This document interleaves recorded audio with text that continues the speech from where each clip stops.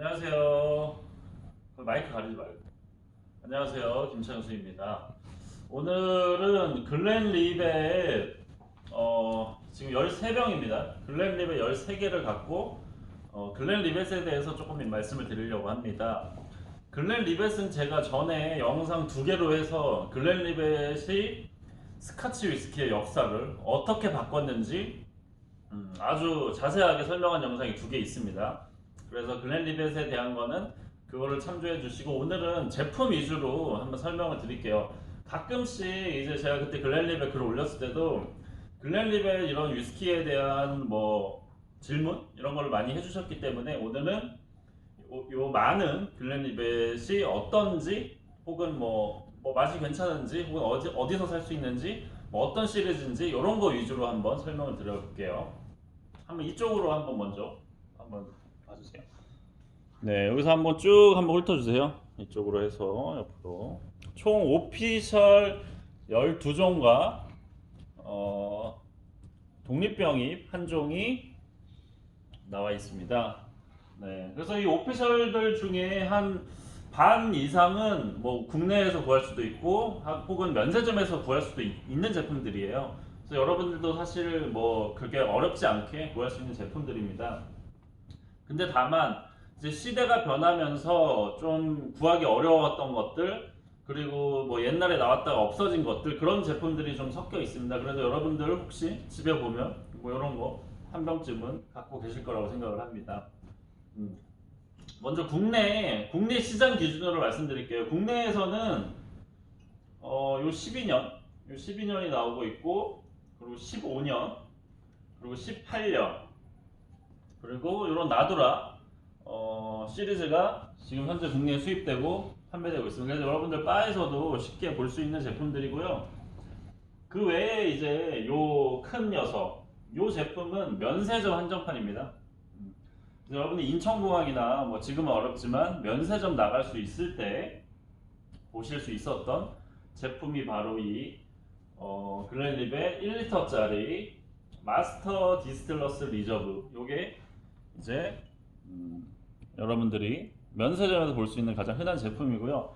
사실 제가 불과 한 5년, 6년 전만 해도 뭐 많은 분들이 면세점에서 사기 좋은 위스키가 뭐냐, 뭐 면세점에 나갈 때 뭐 사야 되냐라고 말할 때마다 저는 항상 요거를 추천드렸어요.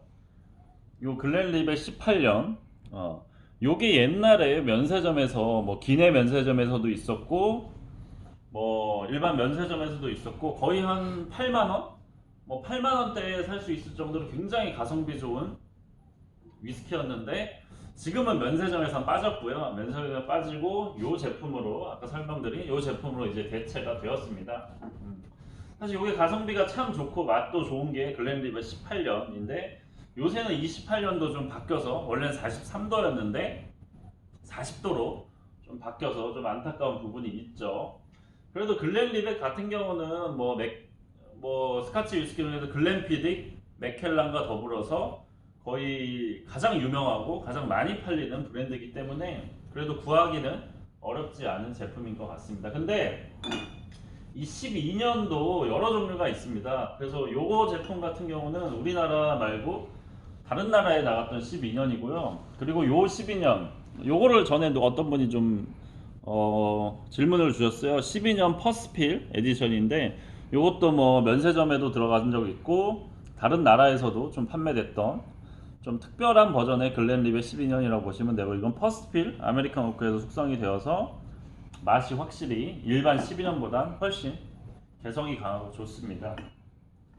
그리고 요 14년 같은 경우는 요건 대만 한정판입니다. 요거는 대만 한정판인데 대만에서 나온 쉐리 캐스크 숙성을 했던 14년입니다. 요거는 40도짜리고요. 지금 뭐 다 먹어서 색이 없긴 한데 약간 카라멜 색소를 너무 때려 넣은 듯한 맛인데, 뭐 대만 사람들이 좋아할 만큼 굉장히 달고 가볍고 좀 물 같은 느낌이지만 굉장히 편하게 먹을 수 있는 그런 스타일의 위스키입니다.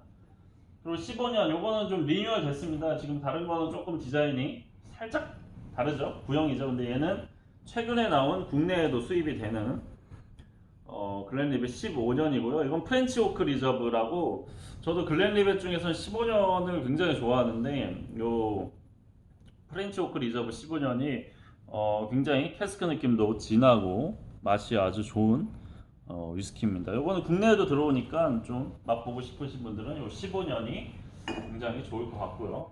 뭐 18년은 설명드렸죠. 네.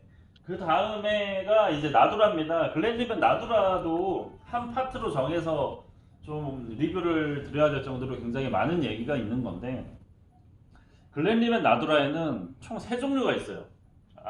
좀 크게 말하면 4종류가 있는데 굉장히 복잡합니다. 제가 글렌리벳 나두라를 그래서 굉장히 옛날에는 좀 비판하기도 했었는데, 왜냐면은 원래 글렌리벳 나두라의 원조는 바로 이 바틀입니다.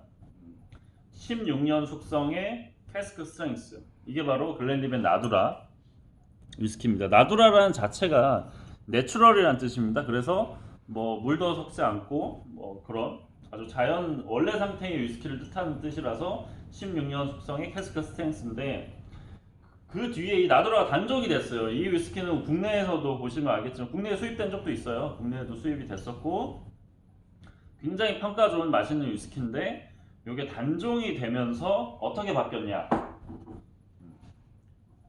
지금 나온 나두라는 이겁니다. 나스 숙성 연수 표시가 없어요.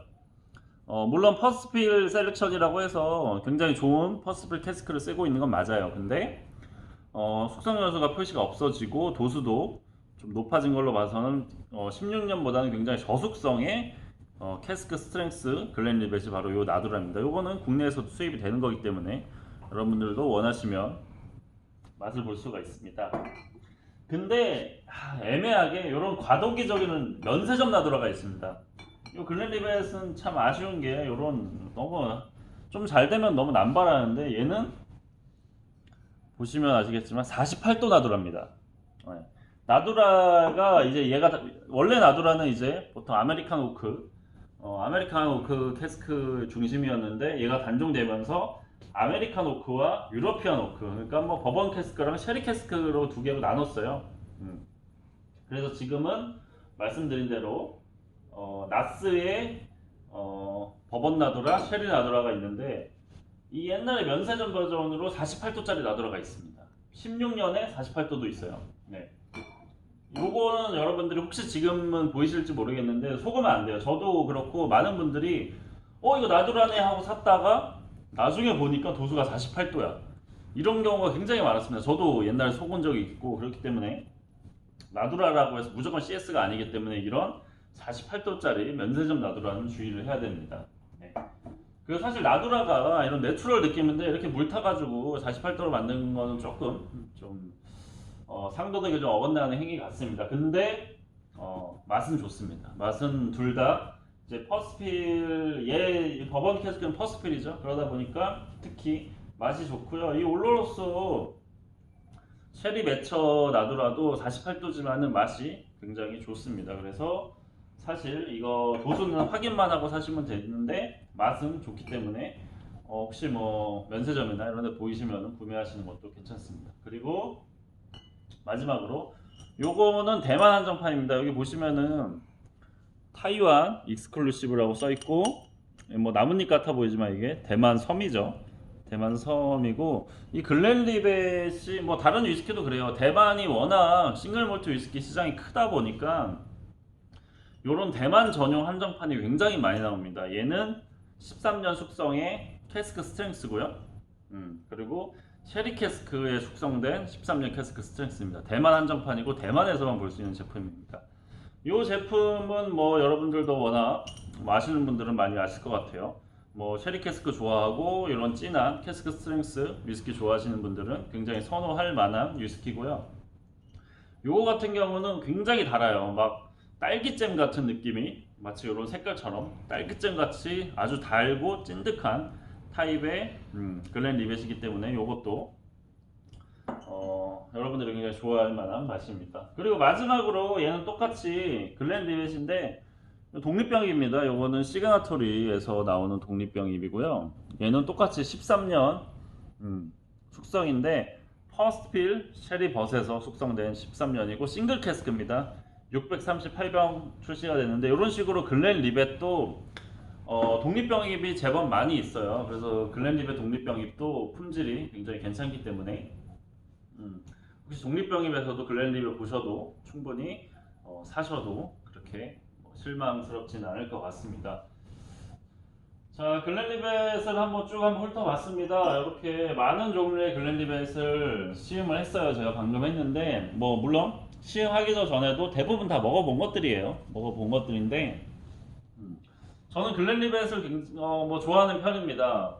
물론 생산량도 많고 과거에 뭐 글렌리벳 하면은 거의 뭐 스카치 위스키랑 동급으로 그냥 고유 명사로 치부될 정도로 글렌리벳 같은 경우는 과거 이제 스카치 위스키가 초기 정립될 때는 거의 절대적인, 지금으로 보면은 뭐 맥켈란 하는데 맥켈란이랑은 비교할 수 없을 정도로 정말 위상이 높던 증류소 위스키가 바로 글렌리벳이었는데, 지금은 뭐 대기업에 인수되고 뭐 확장하고 하면서 옛날만큼 그런 뭐 명성을 이어가고 있지는 않습니다. 하지만 지금도 정말 쉽게 구할 수도 있고 괜찮은 품질을 유지하고 있는 굉장히 좋은 위스키 증류소라고 생각을 해요. 그래서 여러분들도 좀 접근성이 용이하고 또 이런 다양한 스타일의 위스키를 내고 있는 글렌리벳을 뭐 맛보시면은, 특히 위스키 이제 입문하시고 혹은 좀 더 깊게